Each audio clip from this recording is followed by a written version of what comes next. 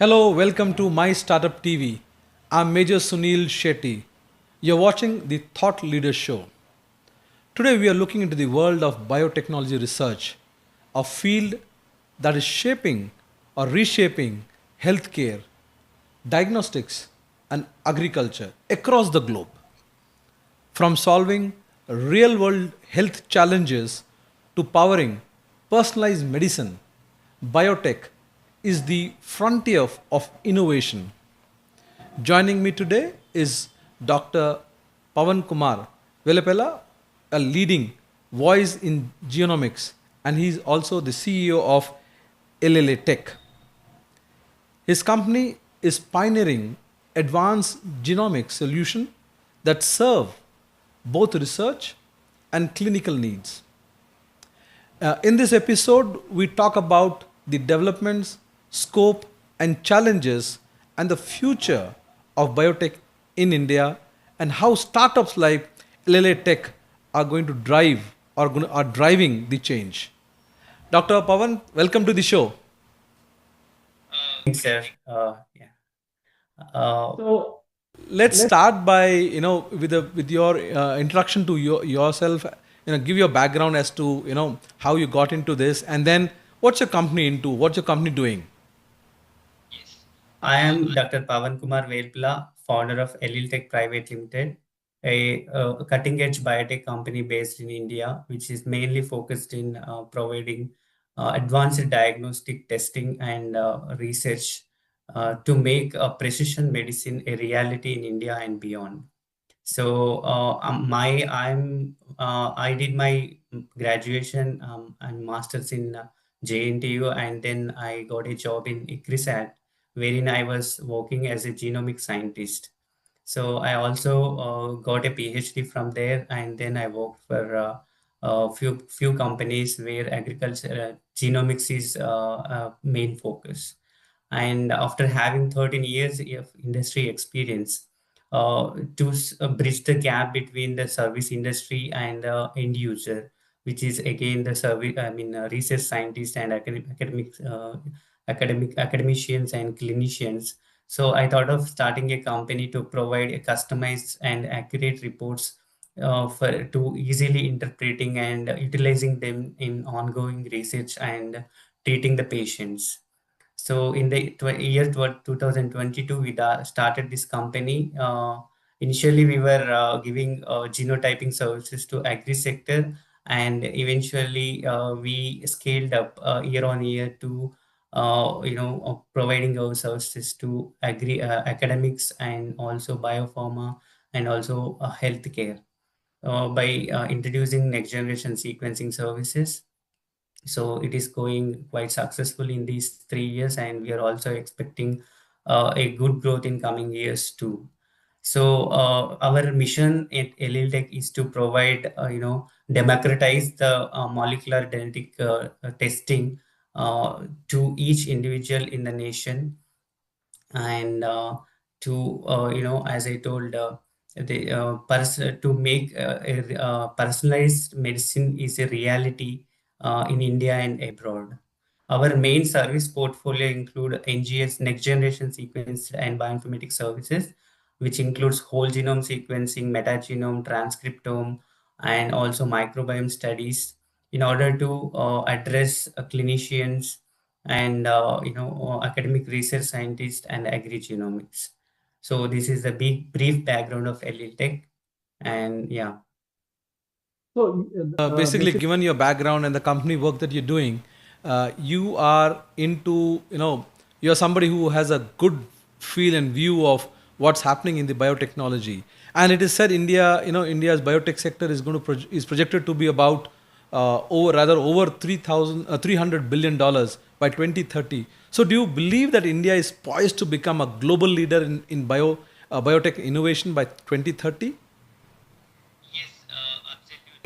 India is positioned to become a global leader in biotech innovation with its expanding research infrastructure and the initiative taken by the government and also the public and private sector partnerships, and also the easiness and the regulatory compliance that is getting easier and easier day by day with the support of incubators and all.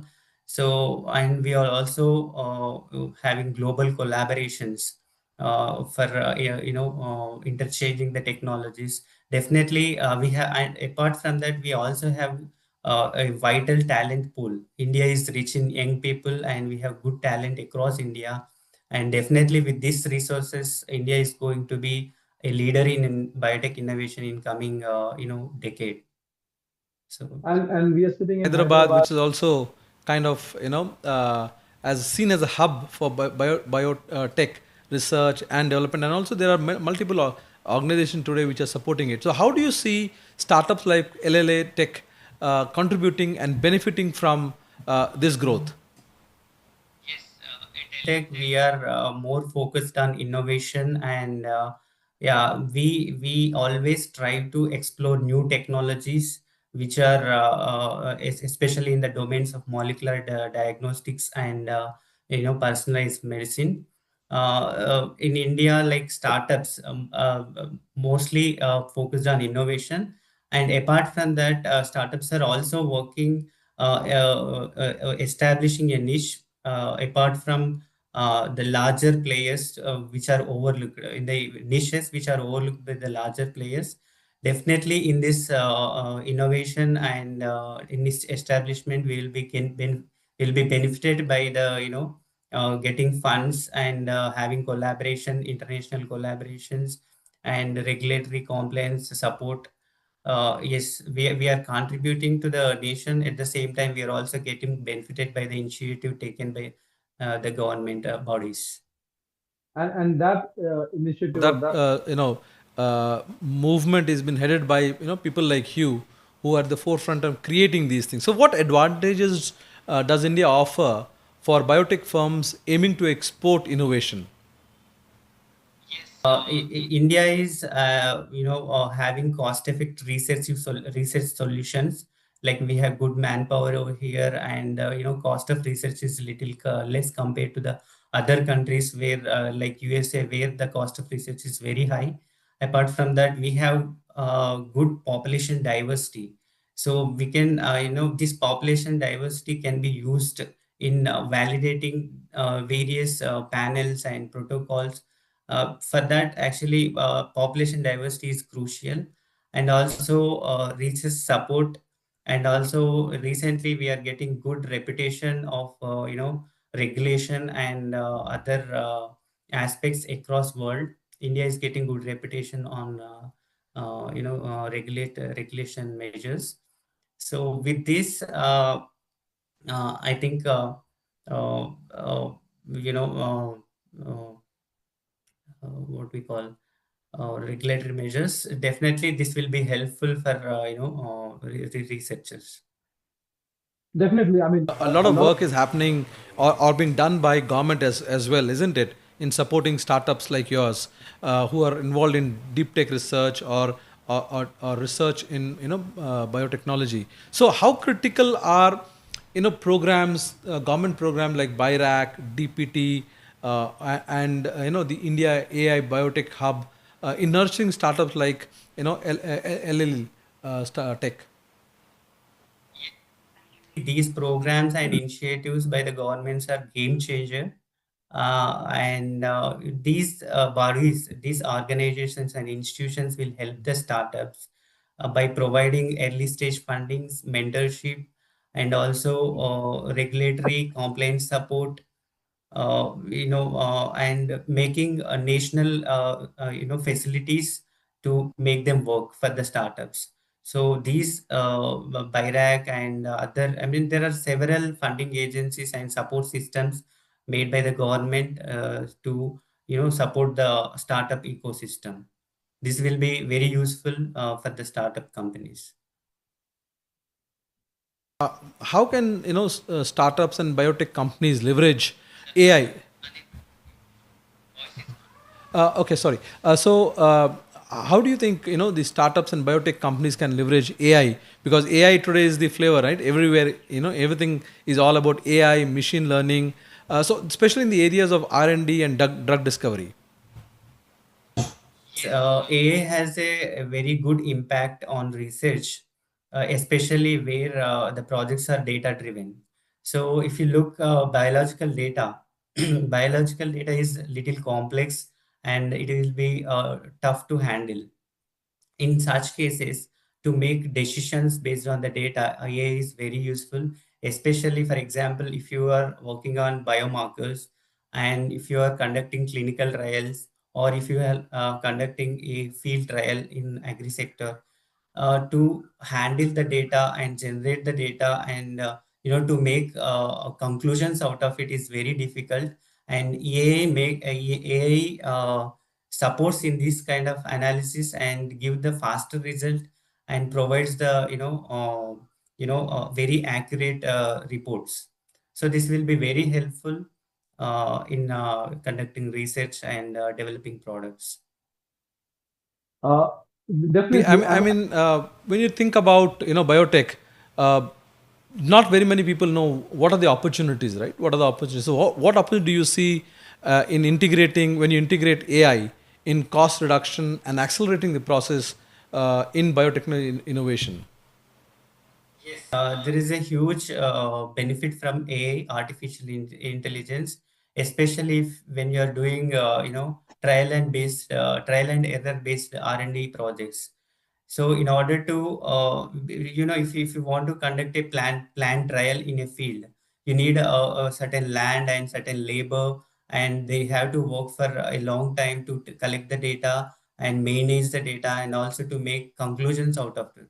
So it is more of labor intensive, and you need more money to invest, and also you need time to get the results. So in order to avoid that, we can integrate AI to make the conclusions in a real time, and that also in a very cost effective way. So that will be very huge useful in especially conducting clinical trials and field trials. And we can also integrated artificial intelligence in bioinformatics to automate the report generation process and also to get the accuracy. So these are the main benefits we can see while conducting research. And Definitely, when you're talking about work like biotech, whereas a lot of research goes into it, it's not going to be an easy path. It's not going to be a smooth path. So, what kind of hurdles do biotech startups face when it comes to, specifically when it comes to adopting AI? Yeah, actually, adapting AI is has little a limitation as of now, but maybe coming in future it might be overcome. But as present, the limitations are having limited data. We don't have enough data to validate different models in conducting research. So data limitation is one aspect, and the other thing is we don't have skilled people who can handle biological data and data science at the time. So multidisciplinary people is the requirement of the hour in order to use AI, and also the cost of setting up competition infrastructure in order to implement AI is quite expensive, and it cannot be handled by the startups. So these are the three limitations which are hindering the integration of AI into current ongoing projects. But in so future, yeah, in future we expect these might be overcome by the support of government and the initiative taken. now Again, again. coming back to these startups, journey is not smooth and not easy, especially when companies like yours who are working in this field, researching, building products and taking it to the international market. So are there any other barriers that a startup like yours face in India, need to overcome them, and what kind of support would you need from government? Yeah, the main problem startups are facing is beyond early stage funding.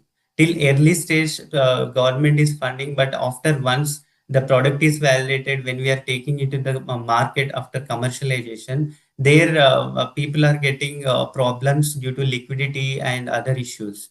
So we startups might need in the requirement of early beyond early stage funding, and also there is a lot of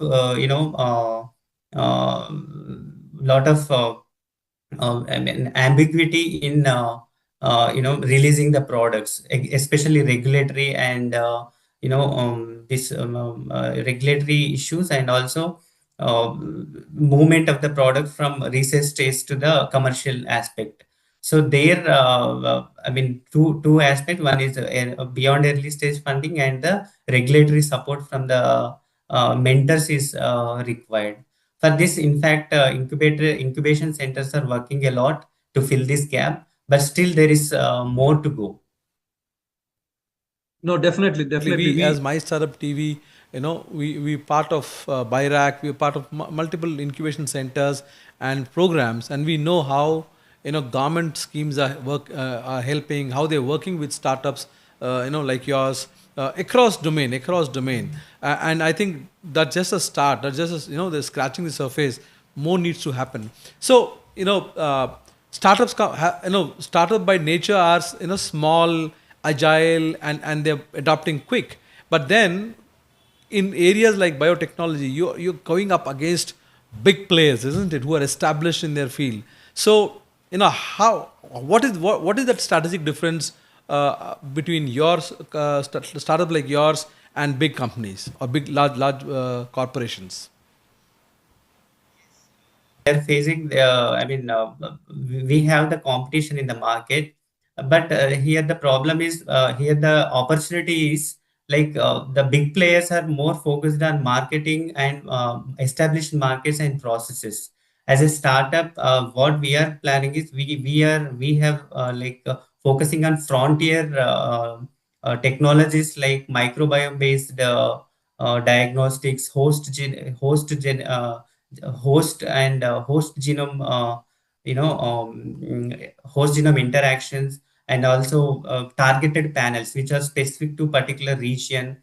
So these are most these aspects are overlooked by the major players in the industry. So we are taking these opportunities, and we are making our niche to overcome the competition.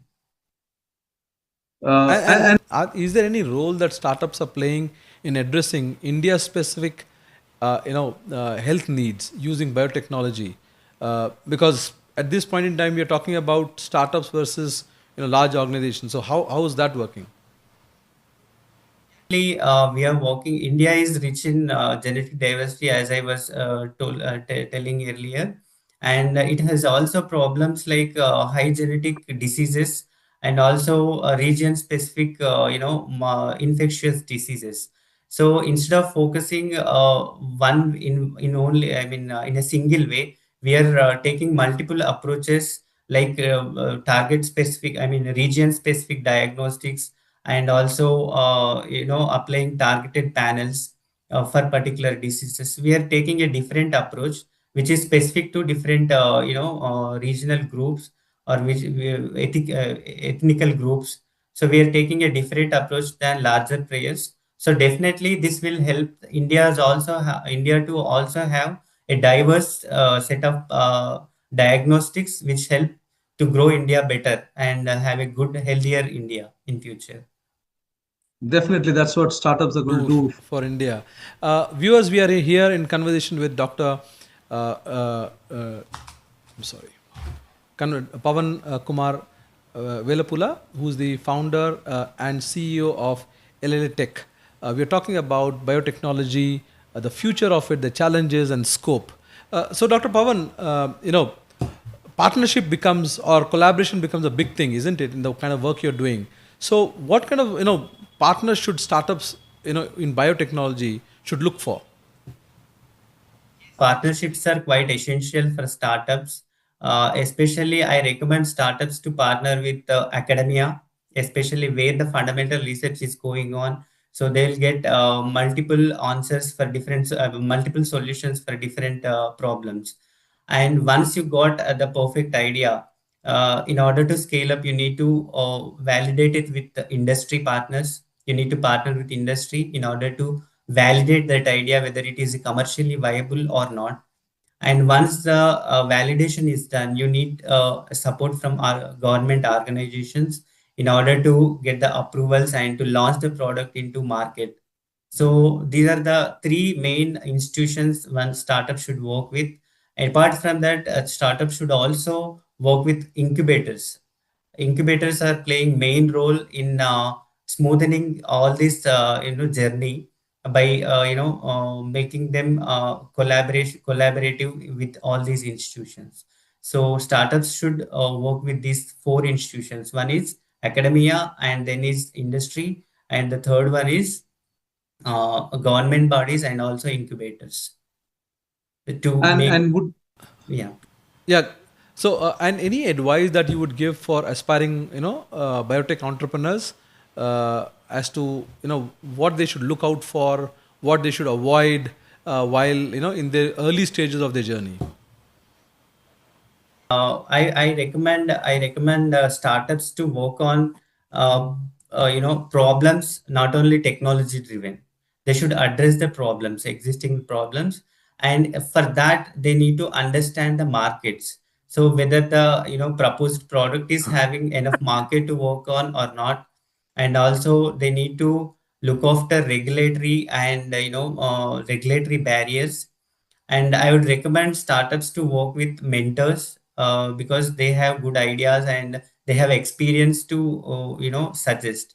And also I suggest startups to work with domain experts, because they have good knowledge and they can suggest you to smooth launching of the product. So this is a major recommendation I would give to the emerging entrepreneurs.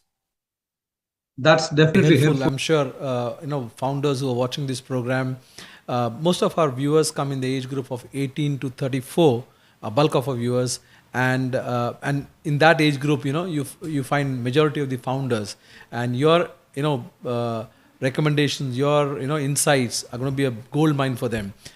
So how can startups incorporate ethical framework, because ethical framework becomes important in the kind of work you're doing, so particularly around genetic data, privacy, and informed content. If you can share this with examples with your own operations. Mandatory while you are handling genetic data. So at Allele Tech, we take stringent protocols in order to maintain data privacy. So right from the sample arrival to the report preparation, so we de-identify the sample. That means we hide the client name. So only that barcode or the number which is given is being used across the across the completion of the product. And also we take, along with the sample, we take a consent form in order to use their data in any experiment which we are using for product development. So in data privacy, we are taking global standards. So to maintain the data privacy and utilize that. So it is important while you are handling genetic data of any individual or any project.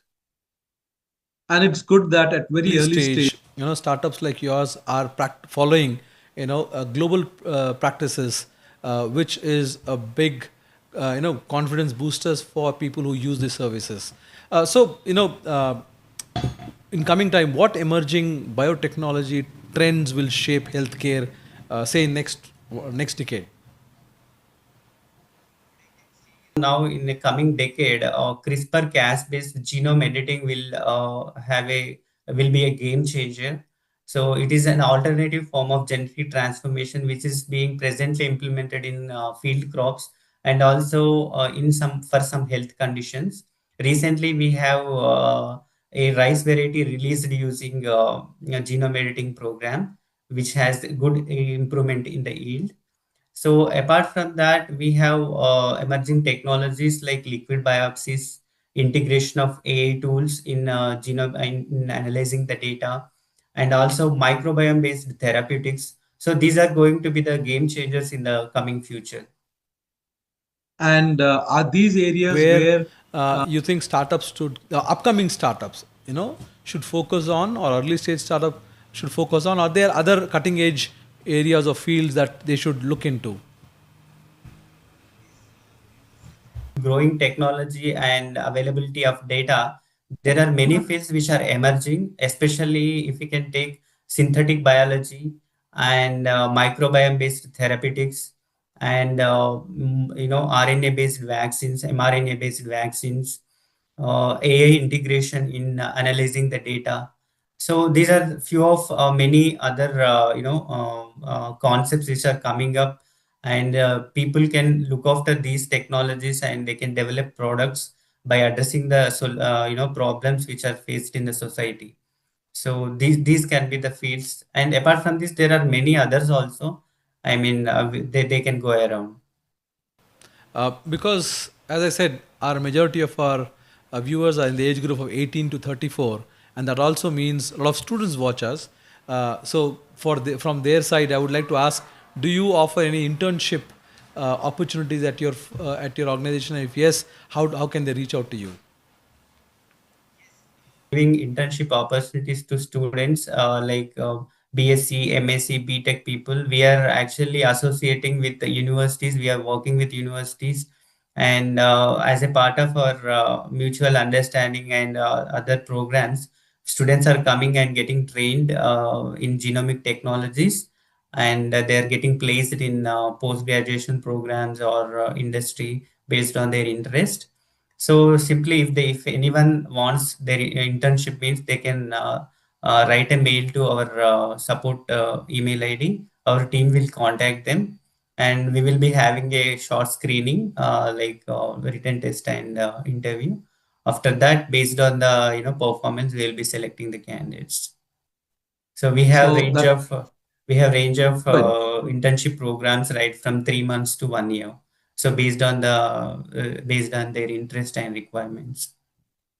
And I'm sure, you know, Students who are watching this program out there, this is an opportunity where you get to work with a startup that is working in cutting edge, field, and also you get to learn from the likes of Dr. Pavan, who would be a great mentor to handhold you and take you through the process. Viewers, if you want such interesting conversation in deep insights from domain experts, do follow us, do subscribe to our channel, watch us on our live shows, join us on our live shows from 4 p.m. to 6 p.m. Monday to Saturday. So, Dr. Pavan, before I let you go, MyStartup TV or a media house, we're a full stack media house. We have a web television where we broadcast 24/7. We have a digital magazine that comes out monthly. We are present on Spotify. We have a OTT platform and a news portal where the whole idea is to showcase entrepreneurs like you, startups which are ignored by or not paid attention to by mainstream media. What do you think for the kind of work we are doing? Appreciate your efforts, sir. Not only this time, I was actually part of one conference. There I came to know my startup TV, and there also I had an interview with them. And I really appreciate you team, because you're, as you said, startups are ignored by the mainstream media, but it's a real platform to connect startups across India. It's a good idea, sir. I really appreciate the efforts put by you. thank you, Dr. Pavan, for Joining joining us, us. and we hope to see you again on some panel discussions around biotechnology, around AI, use of AI in biotechnology. Thank you for joining us, and we hope to see you again. Viewers, do join us Monday to Saturday 4 p.m. For live shows, which are Thought Leader Show and Founder Talk Show, for such insights, interesting conversation. Thank you very much. Till tomorrow.